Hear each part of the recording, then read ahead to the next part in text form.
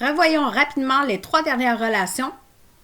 D'abord, les angles alternes, internes. Vous avez un exemple en orange. Les angles C et F sont alternes, internes, c'est-à-dire qu'ils sont situés l'un à gauche et l'un à droite de la droite sécante. Ensuite, ils sont dans la zone intérieure à nos deux droites et ils ne sont pas adjacents. Poursuivant avec les angles alternes, externes, vous avez un exemple en vert. Les angles B et G sont alternes externes, c'est-à-dire qu'ils sont situés de part et d'autre de la droite sécante et ils sont situés à l'extérieur de nos deux droites sans être adjacents. Et pour terminer, les angles correspondants, vous avez un exemple en bleu. Ils sont situés du même côté de la droite sécante, l'un dans la zone extérieure aux deux droites, l'autre dans la zone intérieure, et ils ne sont pas adjacents.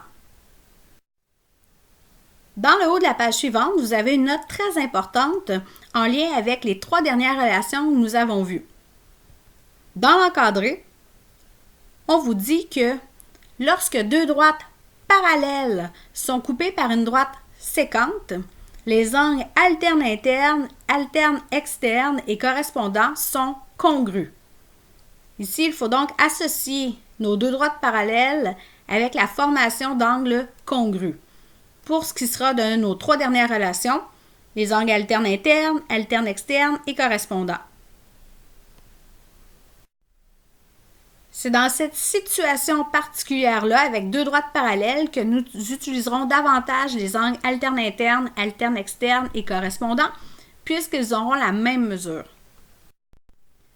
Pour mieux comprendre les relations, nous allons faire quelques exercices. Dans la figure ci-dessous, la mesure de l'angle 2 est égale à 60 degrés. Je vous invite à écrire la mesure au bon endroit. Si la droite A est parallèle à la droite B, donne la mesure des autres angles. On cherche d'abord la mesure de l'angle 1. Nous devons trouver la mesure en utilisant une ou plusieurs relations que nous avons vues précédemment. Premièrement, comme l'angle 1 partage le même sommet que l'angle 2, nous éliminerons les trois dernières relations et nous réfléchirons plus en fonction d'angles adjacents, complémentaires, supplémentaires. Dans ce cas-ci, les angles 1 et 2 sont adjacents et comme leur côté extérieur forme une ligne droite, ils seront également supplémentaires. Pour trouver la mesure, nous ferons 180 moins 60, ce qui nous permet d'obtenir 120 degrés et nous justifierons de la façon suivante: adjacent et supplémentaire à l'angle 2. Nous devons nommer la ou les relations utilisées et nous devons contextualiser, c'est-à-dire nommer l'angle que nous avons utilisé dans notre calcul. Poursuivons avec la recherche de la mesure de l'angle 3. Pour trouver cette mesure-là, nous pouvons utiliser soit la mesure de l'angle 1, soit la mesure de l'angle 2. Allons-y dans l'ordre. D'abord avec l'angle 1. Je constate que l'angle 3, il est adjacent et supplémentaire. Adjacent parce qu'ils partagent le même sommet, ils ont un côté commun et ils sont situés de chaque côté de ce côté commun-là.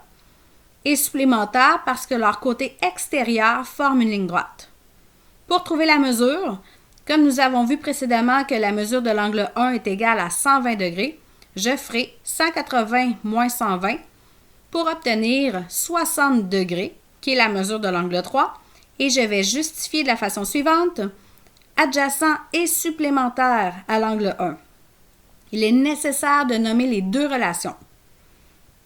Maintenant, pour ce qui est de l'angle 2, je pourrais justifier de la façon suivante: opposé par le sommet à l'angle 2, puisque les deux angles forment un X. Ils ont le même sommet et les côtés de l'un sont le prolongement des côtés de l'autre, opposé par le sommet à l'angle 2. Notez qu'une seule justification est suffisante. Par contre, dans votre cahier, il peut être pertinent d'en nommer plusieurs de façon à mieux les comprendre. Allons-y avec la recherche de la mesure de l'angle 4. Cette fois-ci, nous connaissons trois angles, les angles 1, 2 et 3. Alors, nous avons trois justifications possibles. Allons-y dans l'ordre. Pour ce qui est de la mesure de l'angle 1, Elle est la même que la mesure de l'angle 4 puisque les angles sont opposés par le sommet. Nous justifierons par opposé par le sommet à l'angle 1. Si je regarde maintenant l'angle 2, il est adjacent et supplémentaire à l'angle 4. Pour obtenir 120 degrés, nous avons fait 180 moins 60 et nous justifions par les deux relations adjacent et supplémentaire tout en nommant l'angle utilisé, donc à l'angle 2. Et pour terminer avec l'angle 3, c'est la même chose, c'est-à-dire adjacent et supplémentaire à l'angle 3. Je répète, une seule justification est suffisante, mais c'est important d'en nommer plusieurs dans votre cahier, question de pouvoir s'y référer.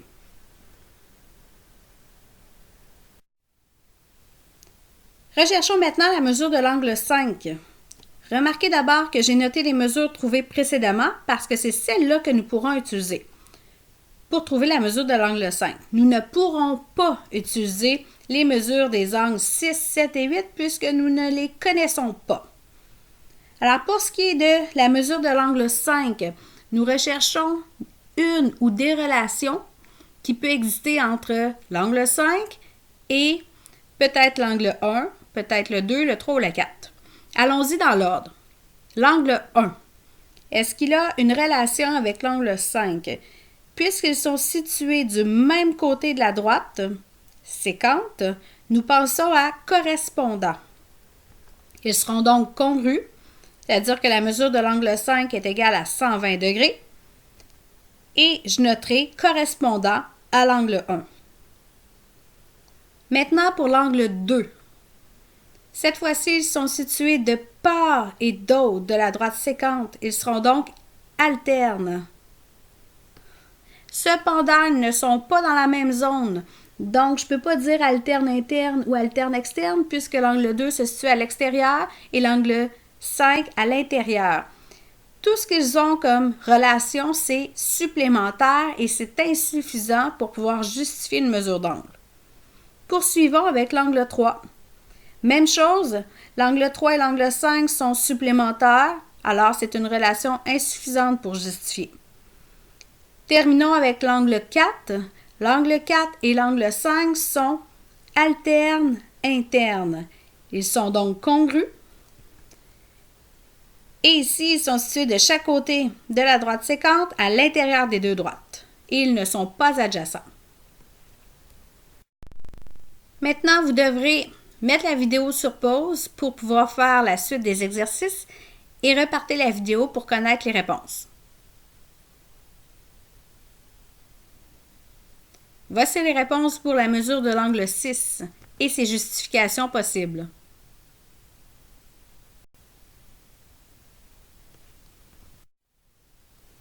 Voici maintenant les réponses pour les mesures de l'angle 7 et de l'angle 8. Évidemment, plus nous connaissons de mesures, plus il y a de justifications possibles, mais seulement une seule est suffisante.